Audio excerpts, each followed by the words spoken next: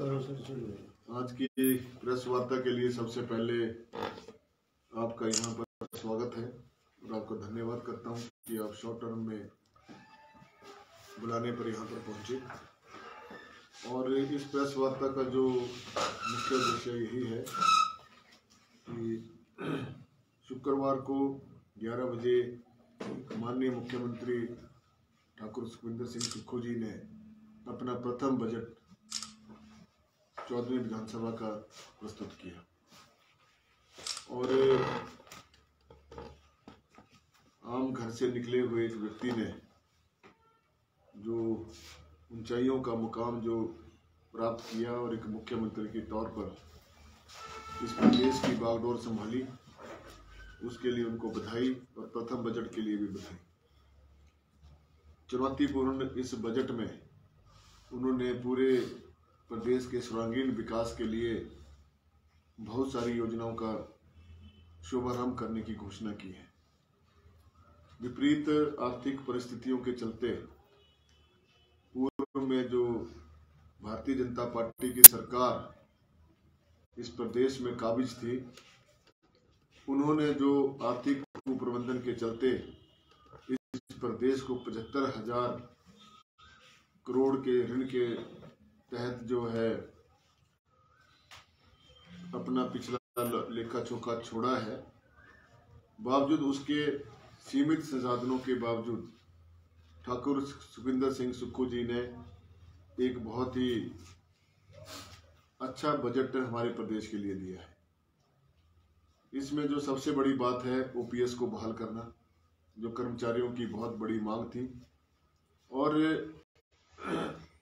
काफी समय तक गंभीर चिंतन करने के बाद माननीय मुख्यमंत्री महोदय ने इस ओपीएस को लागू करने के लिए अपने कदम आगे बढ़ाए और इसको लागू किया।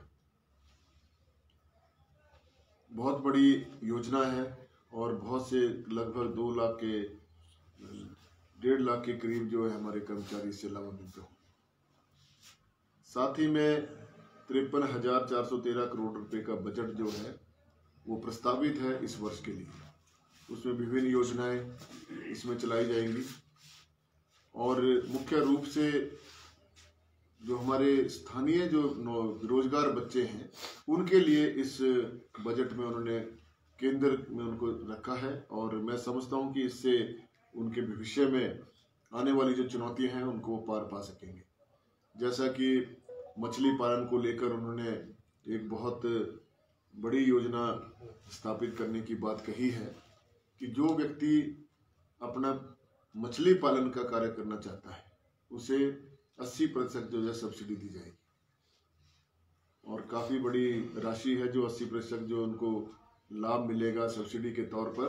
तो मैं समझता हूँ कि जो हमारे नौजवान साथी हैं जो पौंड बनाकर मछली मत्स्य पालन करेंगे तो उसमें सरकार की तरफ से उन्हें 80% का जो अनुदान मिलेगा। उसी प्रकार से जो हमारी सौर ऊर्जा की जो इसमें बात की गई है बजट में, सौर ऊर्जा के जो प्लांट लगाए जाएंगे उसमें भी 50% जो है अनुदान दिया जाएगा। उसमें काफ़ी अगर ये जो व्यक्ति अपना काम करना चाहता है 3-4 कनाल की भूमि में अपना 250-300 मेगावाट का सब स्टेशन लगाकर, तो मैं समझता हूँ कि जो जहाँ वो अपने गांव के लिए बिजली तैयार करेगा, अपने लिए बिजली तैयार करेगा और जो सरप्लस बिजली होगी वो बिजली विभाग उनसे परचेस करेगा, उसके उनको लाभ मिलेगा। लगभग अगर ये कोई 500 यूनिट का 500 वाट का अगर वो कोई लगाता है यूनिट, तो उसमें उसे लगभग 15 से 20 लाख रुपए इनकम होगी साल की। ये इसमें एक मुख्य बिंदु है। साथ ही में जो आज एक बहुत बड़ा जो कदम उसमें उठाया गया है वो वाटर सेस को लेकर, जो आज तक 75 साल तक किसी भी सरकार ने करने की हिम्मत नहीं दिखाई। ये माननीय मुख्यमंत्री महोदय का विजन था और उन्होंने इसके लिए व्यापक रूप से चर्चा की अधिकारियों के साथ, मंत्रीगणों के साथ। तब इसमें निर्णय लिया कि जो हमारे प्रदेश की जो नदियों का पानी जिसका दोहन कंपनियां कर रही हैं और कमाई कर रही हैं वहाँ से, उसके ऊपर वाटर सेस लगाया जाए। उससे लगभग प्रदेश को 4-5 हज़ार करोड़ रुपए की इनकम होगी आने वाले समय में। ये एक बहुत बड़ा कदम है। और साथ ही में पर्यटन को लेकर भी उन्होंने जो अपने प्रदेश को, इस पहाड़ी राज्य को सुंदर और हरित बनाने के लिए कदम उठाया है। इसके लिए जिला कांगड़ा को, जो प्रदेश में सबसे बड़ा जिला है, वहाँ पर पर्यटन को आगे बढ़ावा देने के लिए कांगड़ा को पर्यटक राजधानी के रूप से जाना जाएगा, ऐसी इसकी प्रस्तावना है। और इसमें बहुत से कार्यक्रम उन्होंने रखे हैं, जैसे कि जो गग्गल का जो हमारा एयरपोर्ट है उसका विस्तारीकरण होगा और उसके लिए 2000 करोड़ रुपए का प्रावधान भी किया गया है। और निश्चित रूप से जो पर्यटक हमारे प्रदेश में आते हैं, अभी तो हमारे जो प्रदेश में पर्यटक बाहर से आता है तो शिमला, कुल्लू, मनाली और धर्मशाला तक सीमित रहता है। तो अभी जो सरकार का जो इसमें मुख्य केंद्र बिंदु यह रहेगा कि अब हमारे प्रदेश में जो पर्यटक आए वो लगभग कम से कम 7 दिन तक जो है हिमाचल प्रदेश में रहे। ऐसी योजनाएं लेकर जो है उससे जहां युवाओं को रोजगार करने के अवसर प्राप्त होंगे और साथ में हमारे प्रदेश में जब टूरिस्ट ज़्यादा आएगा तो रेवेन्यू भी हमारे प्रदेश का बढ़ेगा। तो इसको लेकर जो है उन्होंने विशेष रूप से आगे बढ़ने की कोशिश की है। और दूसरी साथ में जो शिक्षा में गुणवत्ता लाने की बात करी उन्होंने, तो हर विधानसभा क्षेत्र में एक डे बोर्डिंग स्कूल का निर्माण किया जाना प्रस्तावित है। और हमारे अपने विधानसभा क्षेत्र में भी कोडरा के अंदर जगह देखी गई है 100 कनाल के आसपास, वहां पर डे बोर्डिंग स्कूल का निर्माण किया जाएगा, जो उसमें एक आधुनिक तरीके का स्कूल होगा ताकि हमारे बच्चों को जो है उसमें अच्छी शिक्षा मिले। ये इसमें एक बहुत बड़ा काम है जो हमारी गारंटी भी रही है, क्योंकि पहली गारंटी हमारी OPS थी, फिर दूसरी गारंटी हमारी जो महिलाओं को 1500 रुपये पेंशन देनी है, उसके लिए 2,47,000 महिलाओं को प्रथम वर्ष में पेंशन से नवाजा जाएगा, 1500 रुपये पेंशन। उसके लिए खाका तैयार किया जा रहा है।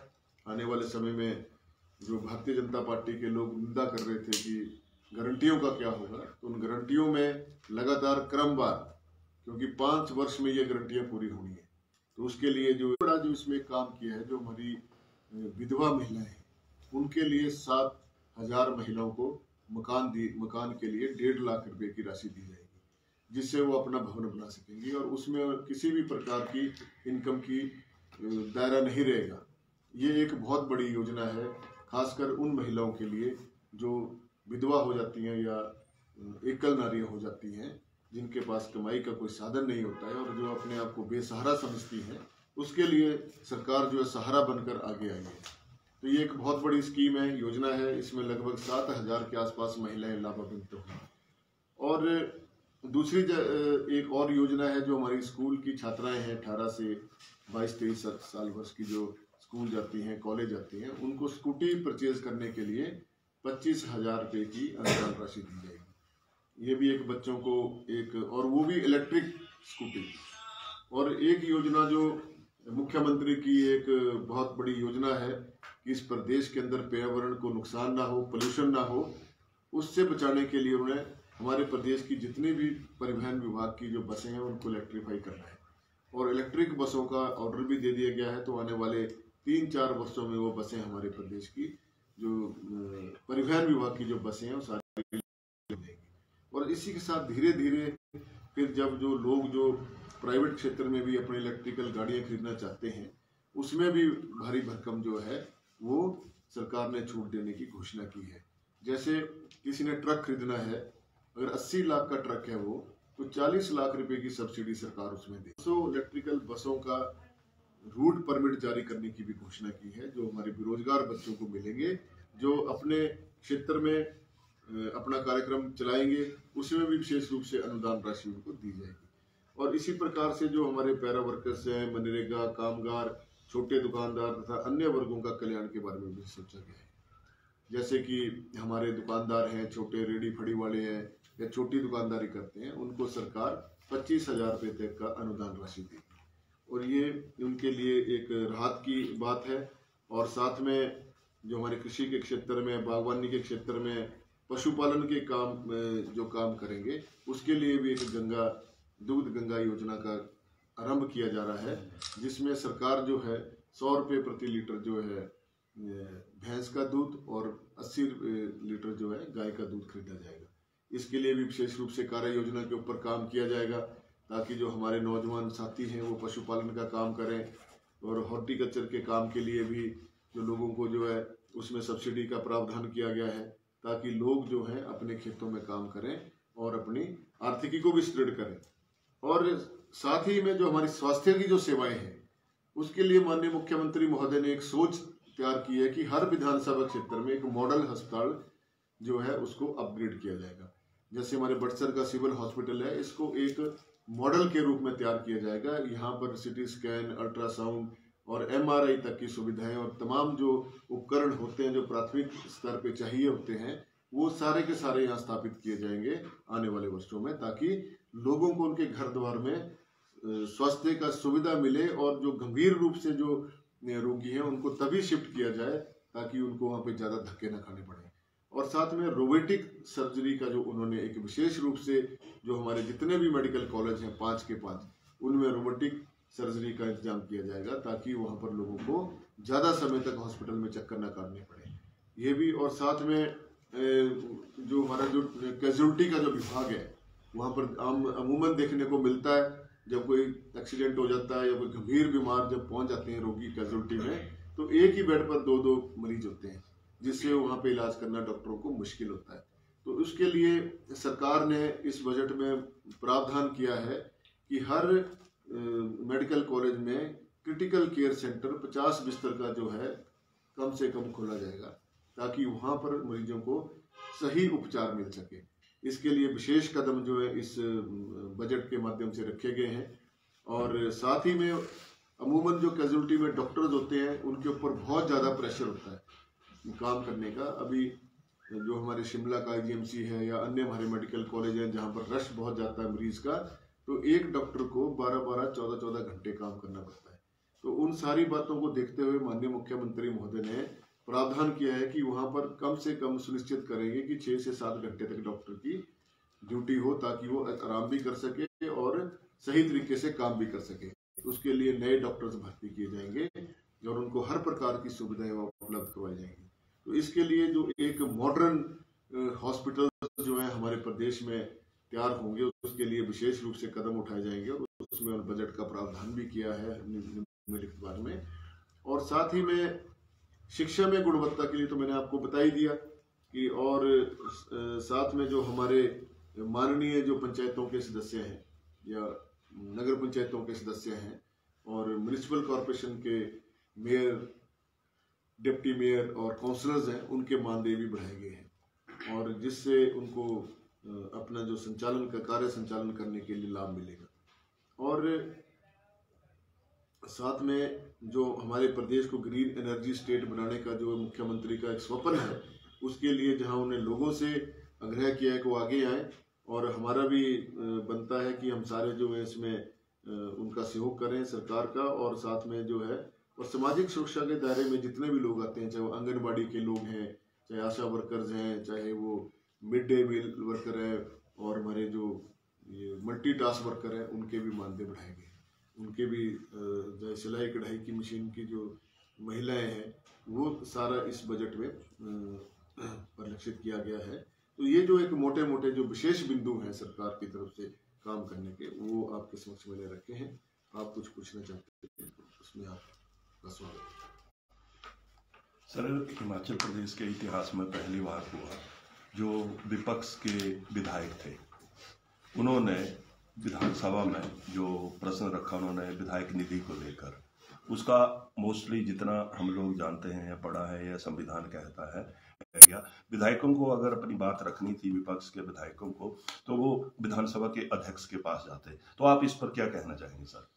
देखिए, ये तो भारतीय जनता पार्टी का जो एक गम है वो पचा नहीं पा रहे हैं। वो इस तरह से रिएक्ट कर रहे हैं जैसे कि पता नहीं क्या हो गया। अब पिछले वर्ष भारतीय जनता पार्टी की सरकार थी, डबल इंजन की सरकार थी प्रदेश में, और प्रधानमंत्री महोदय हमारे प्रदेश में दौरा करके गए। मैं पूर्व मुख्यमंत्री जयराम जी से पूछना चाहता हूं कि कितना पैसा वो लेकर आए प्रधानमंत्री जी से। भारी भरकम पैसा उनकी रैलियों के ऊपर खर्च किया गया। जो केंद्र से मंत्री आए वो भारी भरकम पैसा उनकी रैलियों पे खर्च किया गया।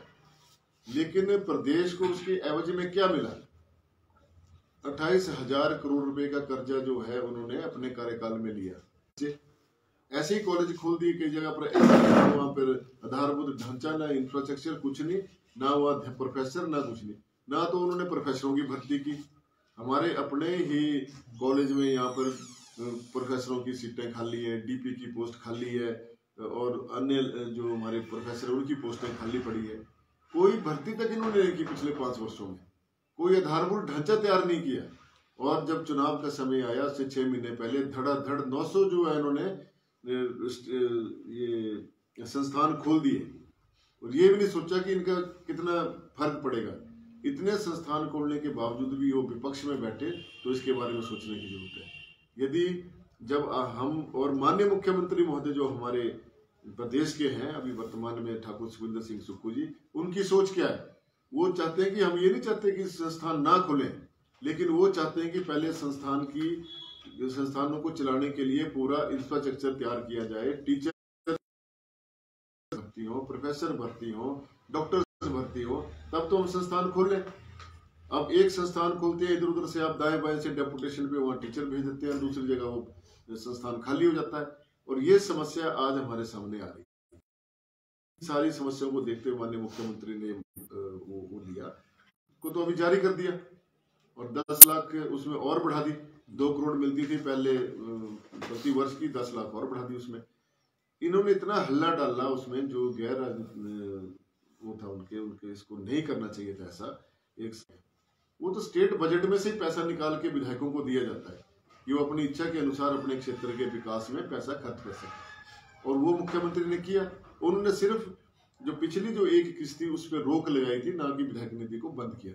वो भी इसलिए रोक लगाई थी, वो चाहते थे कि मैं पहले बजट को समझूं, और जो हमारी आर्थिक जो परिस्थितियां हैं और स्थिति है हमारे प्रदेश की, उसको मैं समझ लूं, उसके बाद जारी कर देंगे। तो इन्होंने इतना उसका इशू बना दिया, मतलब कि बगैर सोचे समझे उन्होंने उनके ऊपर उल्टा पड़ा है ये।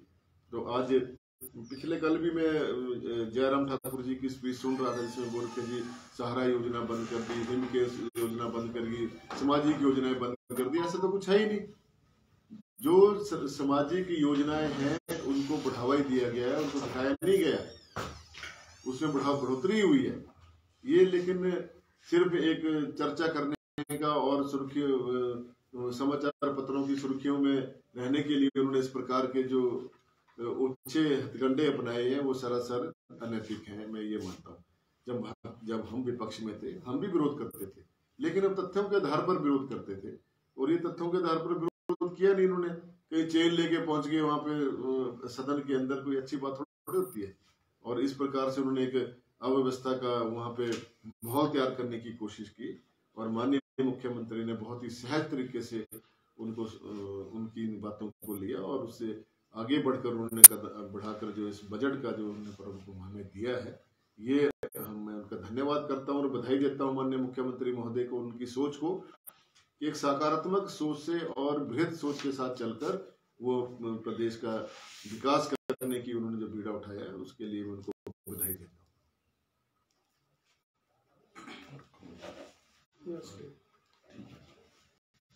एक सवाल आखिरी मैं भी पूछ लेता हूँ, बटसर से जुड़ा हुआ ये सवाल है। विभिन्न स्वास्थ्य संस्थानों के ऊपर पिछले लगातार समय से जब हम कवरेज देते हैं तो देखने को मिलता है, चाहे आयुर्वेदिक अस्पताल बिज्जड़ की आप बात करें, चाहे CHC बिज्जड़ की बात करें, चाहे PHC भोटा की जिसको डीनोटिफाई किया गया था, चाहे सिविल अस्पताल बटसर की बात करें, वहां पर बिल्डिंग तो बड़ी अच्छी बना दी जाती है, लेकिन बाद में जो है वो स्टाफ की कमी के कारण, डॉक्टरों की कमी के कारण, और चाहे आप पैरामेडिकल स्टाफ की ही बात कर लें, लगातार वो कमी से जो है वो क्षेत्र के लोग, अब सरकार में आप हैं, अब क्या व्यवस्था जो है वो इन जो खाली पड़े पदों को जो है वो भरने के लिए सरकार के द्वारा की जाएगी?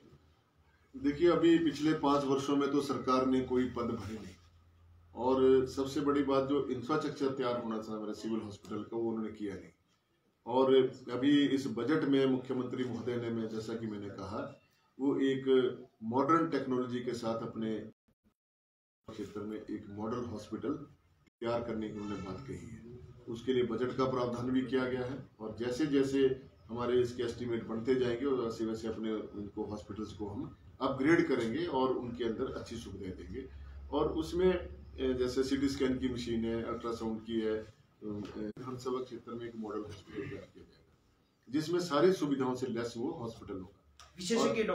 विशेषज्ञ डॉक्टर्स भी रख के भर्ती करेंगे और साथ में मशीनरी भी लाएंगे, इक्विपमेंट्स भी लाएंगे, ताकि जो हमारे क्षेत्र के जो लोग हैं, यदि कोई उनको गंभीर बीमारी के जो टेस्ट, अभी यहाँ पे टेस्ट नहीं होते हैं, अभी MRI नहीं होती या फिर CT स्कैन नहीं होती। आज हमीरपुर में जाओ, चाहे शिमला में जाओ, चाहे टांडा में जाओ, 3-3, 4-4 महीने की बाद की डेट मिलती है उनको MRI की और इसकी CT स्कैन की। उसको करने के लिए फिर मरीज तो परेशान होता है, उसको प्राइवेट सेक्टर में जाना पड़ता है, भारी भरकम पैसा खर्च करना पड़ता है। तो उन सारी चीजों को देखते हुए मुख्यमंत्री महोदय ने ये कहा है कि हर मेडिकल कॉलेज में MRI CT स्कैन की नई मशीनें लगाई जाएंगी। साथ में जो हमारे मॉडल हॉस्पिटल तैयार होंगे उनमें भी ये सुविधाएं हम देंगे लोकल स्तर पर, ताकि इनिशियल स्टेज पे ही गंभीर बीमारी का पता लग जाए और जहां पर उसका इलाज होना है, ताकि आदमी वहां रिपोर्ट के सहित वहां पहुंच जाए। तो ये एक सुविधा होगी आने वाले समय में। थोड़ा समय लगेगा, लेकिन ये व्यवस्था की उन्होंने शुरुआत की है और इसके लिए उन्होंने कहा है कि मैं इसकी विशेष रूप से फॉलोअप करूंगा। और रोबोटिक सर्जरी की तरफ जो उन्होंने कहा है कि हम रोबोटिक सर्जरी जो है अपने प्रदेश में मॉडर्न टेक्नोलॉजी के हिसाब से इसको लेकर आएंगे। एक आखिरी सवाल सर, बिजट क्षेत्र में साथ में एक और भी है, मैं भूल गया था आपको बताना कि जितने हमारे मेडिकल कॉलेज हैं 5-6, उनमें सब में पैट स्कैन की मशीन जो है वो आधुनिक मशीन जो स्थापित की जाएगी। एक आखिरी सवाल सर, स्वास्थ्य सुविधाओं से जुड़ा हुआ ही बिजट क्षेत्र एक काफी बड़ा क्षेत्र है और 20 से 25 हजार आबादी के वहां पर अगर आप देखेंगे तो इतनी आबादी वहां पर रहती है, लेकिन एक एम्बुलेंस तक की जो सुविधा है वहां पर उस क्षेत्र में नहीं है। अगर एम्बुलेंस वहां पर लोगों को करनी होती है या तो बटसर से जो है वो एम्बुलेंस बुलवानी पड़ती है। इसके विषय में अगर आप कुछ स्पष्टीकरण देना चाहें। देखिए, अभी तो नई एम्बुलेंसेज भी आएंगी जब हमारा बिजली के अंदर जो कम्युनिटी हेल्थ सेंटर है, अभी उसका भी काम शुरू होने वाला है। अब उसमें जो हमारी तकनीकी जो कुछ कमियां थी वो पूरी कर ली गई हैं। अब आने वाले 2-3 महीनों में उसका टेंडर हो जाएगा और वहाँ पे उसका काम शुरू करेंगे। फिर वहाँ पर एम्बुलेंस भी रखेंगे, आधुनिक सुविधा से लैस एम्बुलेंस भी रखेंगे। और जो आयुर्वेदा हॉस्पिटल है हमारा, उसको भी हम अच्छे से अपग्रेड करेंगे। और डॉक्टर्स की पोस्ट चाहिए होगी और भी वहाँ पे फार्मासिस्ट हैं, जो भी वहाँ पे होगी, उनको भी रखेंगे, ताकि हमारे जो लोगों को अच्छी सुविधाएं मिलें। इसके लिए हम प्रयासरत हैं और आने वाले समय में हम पूरी तेजी से काम करेंगे इन समस्याओं को से उबरने के लिए। बाजी, धन्यवाद आपका।